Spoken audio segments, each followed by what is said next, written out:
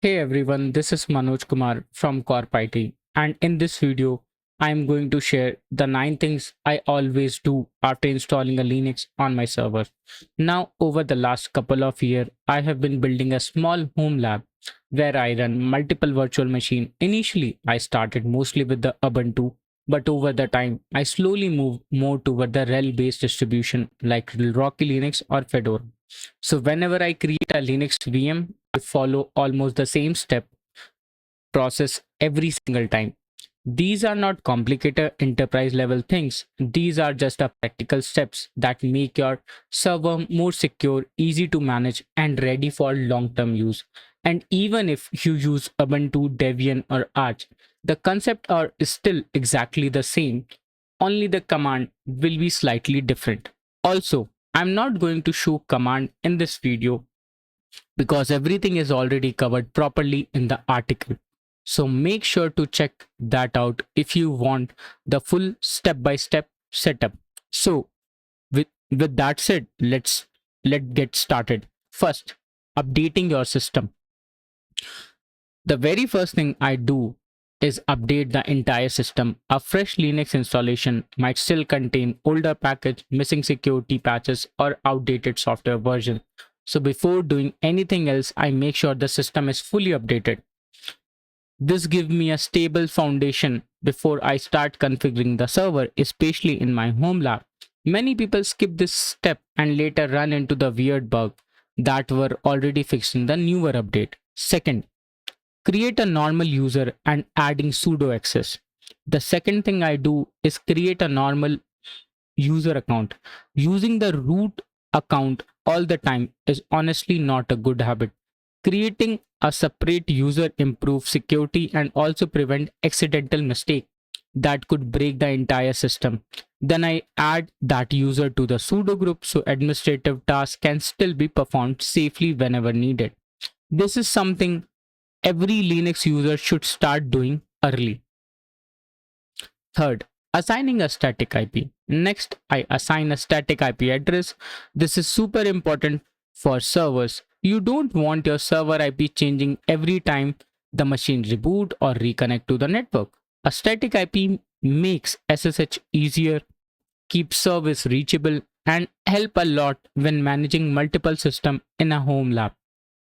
Especially once you start using virtualization container or self-hosted service, static IP become almost mandatory. Fourth, setting up a host name. After that, I set up proper host name. Instead of seeing something generic like localhost, I prefer meaningful name like container server, Docker server, backup node, database server. This may sound like a small thing, but once you have multiple VMs running, proper naming make management way easier. Trust me, your future self will always thank you later. Fifth, configuring time zone.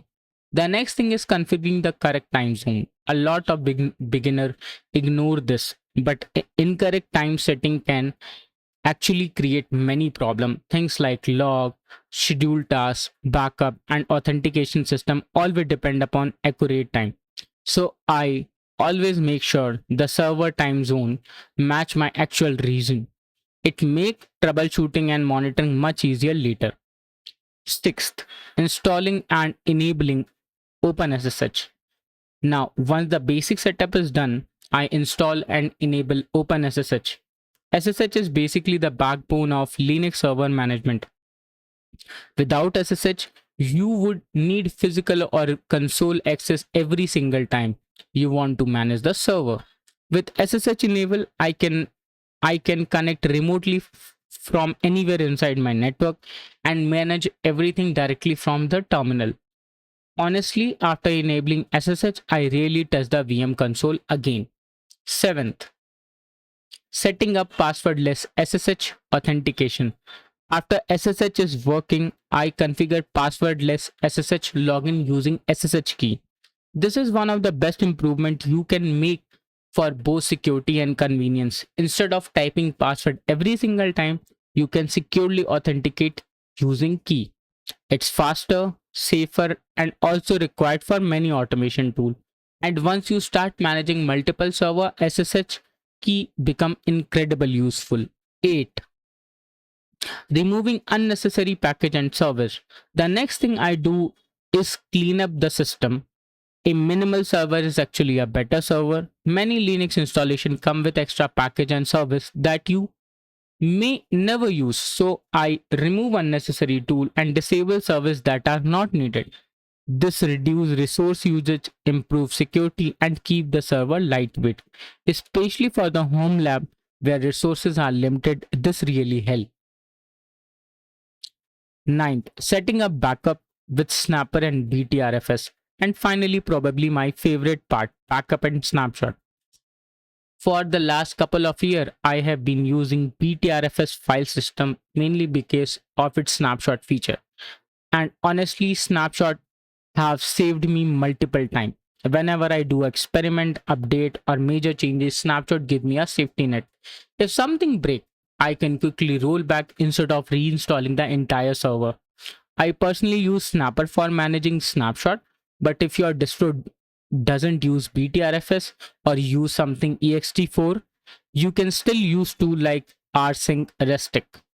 But regardless of the tool, having a backup is absolutely necessary because at some point something will break, and backup are what save you from losing hours of work. So yeah, these are the 9 things I usually do after installing Linux on my server in my home lab. Over the time, you will probably create your own checklist as well. This is important is consistency. A properly configured server from day one can save you lot of troubleshooting steps. If you are also using any other checklist or any other point that you do, please let me know in the comments so that I can also improve my checklist. And if you want the full command and step-by-step setup, make sure to check the article linked below. That's all for this video, and we'll see you in the next one. Till the time, peace.